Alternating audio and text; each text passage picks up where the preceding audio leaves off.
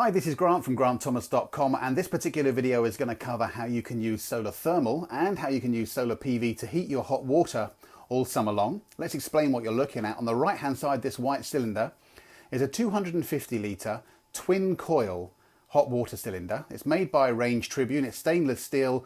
This particular hot water setup is a system boiler, so it's pressurised. That provides mains pressure hot water to all the outlets, faucets and showers. On the middle of the picture, this silver thing here is a Kingspan solar controller. This is pumping fluid, hot fluid from the roof right now through this lower coil in this particular cylinder. And then we've got this new product I've had installed, the Immersun 2, which is controlling the immersion heater in the middle of this hot water cylinder. Let's just take you through the hot water cylinder 2 coil. So at the bottom here, this pink fluid actually is what's flowing through these insulated pipes. This is the Typhocor, which is the Kingspan fluid, which actually releases the heat into the actual hot water system here. Also provides some anti-freeze protection if it's cold on the roof over the winter. That's going through the lower coil. It goes in here, it comes out on the right hand side and then flows back up onto the roof. Round the middle here, this particular black pipes, they go through to the boiler, which is the other side of this wall, directly behind it.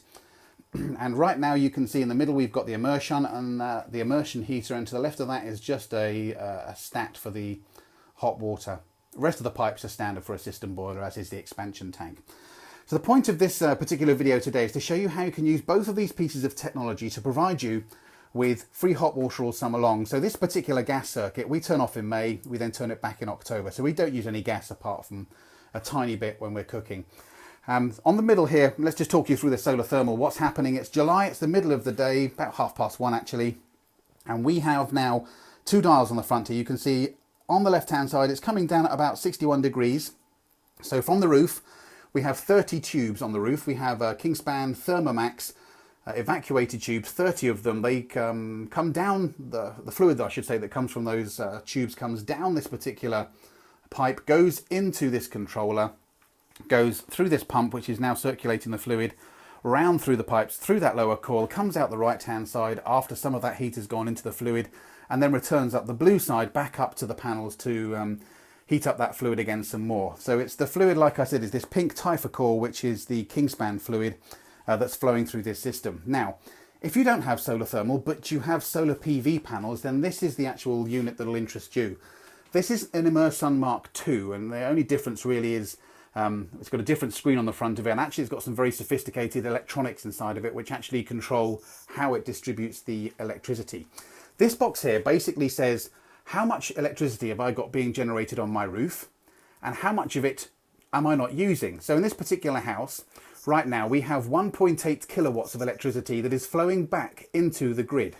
It's not being used, and if this wasn't in holiday mode, and I'll tell you why in a minute it is, if this wasn't in holiday mode, it would be diverting that 1.8 kilowatts down into the immersion heater.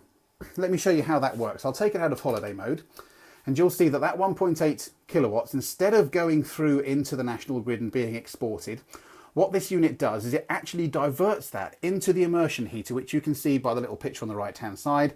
It's now boosting the immersion heater on by 1.6 kilowatts at the moment. So instead of wasting that into the grid, it's turning on the immersion heater, and it controls that all the time. So if the sun goes behind a cloud, then it shuts down that 1.6 kilowatts. If there's more sun becoming available, it will boost it up to, this particular one will boost it up to 3 kilowatts, which is the maximum rating of my immersion heater.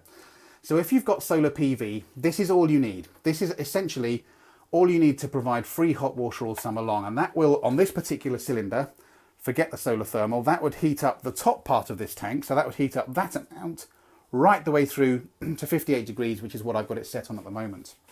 Now, I'm going to put this into holiday mode, which you do on the right hand side by clicking the check mark, going down to holiday mode and confirming it.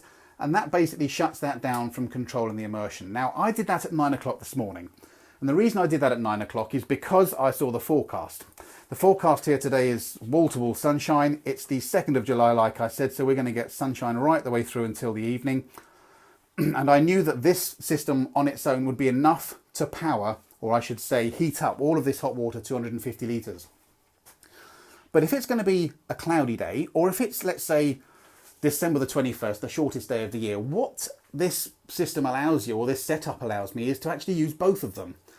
So On the shortest day of the year, when it's cold and freezing outside, or if there isn't much sunlight, we might only get up to around 30 or 40 degrees max. Even on a really sunny day in the middle of winter, on a cold day, this will only heat up this cylinder to 40 degrees.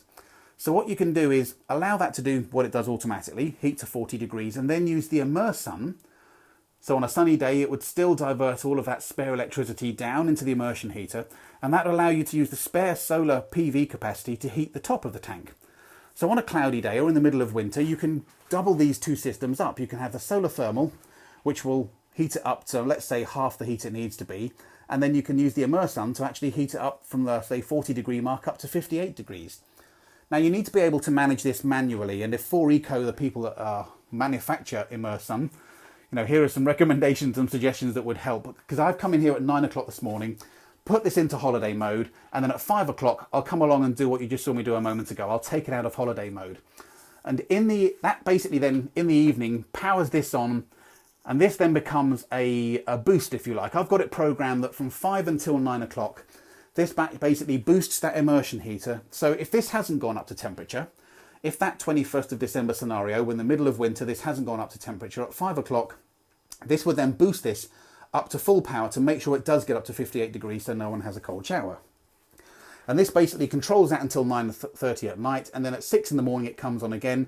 So if overnight or when people have had late showers or baths, this has lost its temperature or it needs a boost of hot water, this will power on the immersion heater at full capacity for that morning boost as well, from I think at 6 o'clock until 8 o'clock, 8:30 I think I've got it set up to.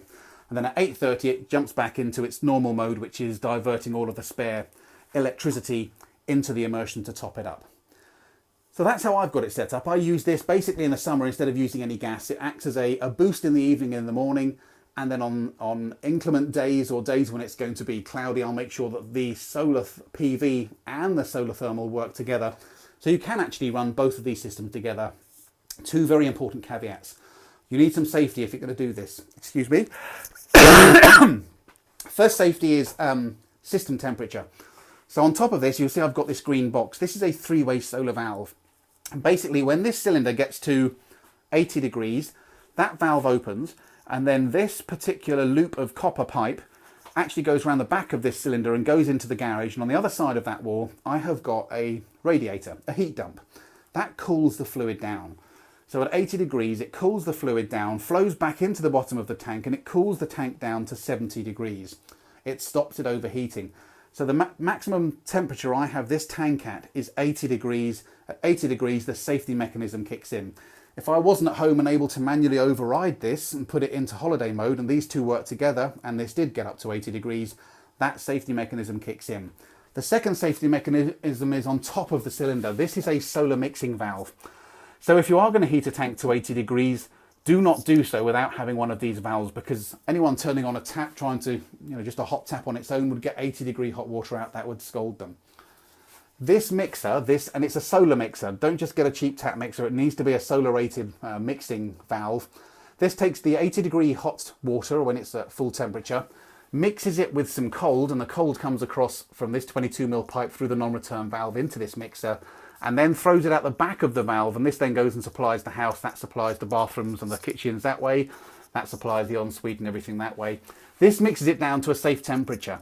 So this means it will not get scalded. So it takes it down to 80 degrees to whatever it is, 45, 50 degrees, warm water, so that you can wash your hands, wash the dishes, still have a hot shower without getting scalded. But that just means that you can actually heat this to the max and then make that hot water last longer when it's 80 degrees if it was only 60.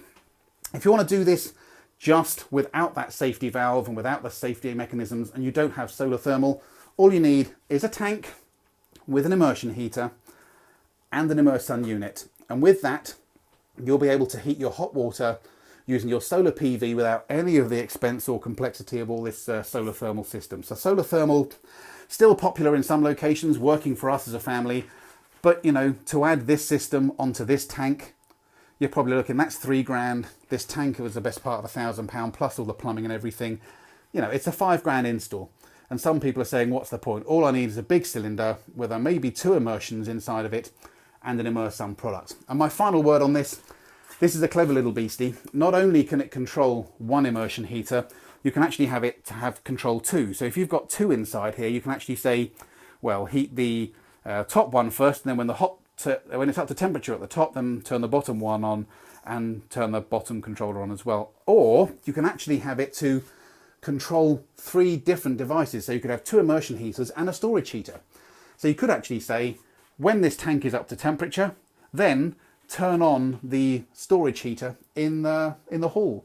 So if it is autumn, winter, spring, and it's a bit chilly, you can actually not waste the heating or not waste the excess solar PV by when the tank's up to temperature and you're basically exporting it and not using any of that electric. You could actually divert it to a storage heater or even underfloor heating in your bathroom and actually heat that up so it provides some heat in the house before you all come back from work and school and have to power on the gas or whatever central heating you have inside the property.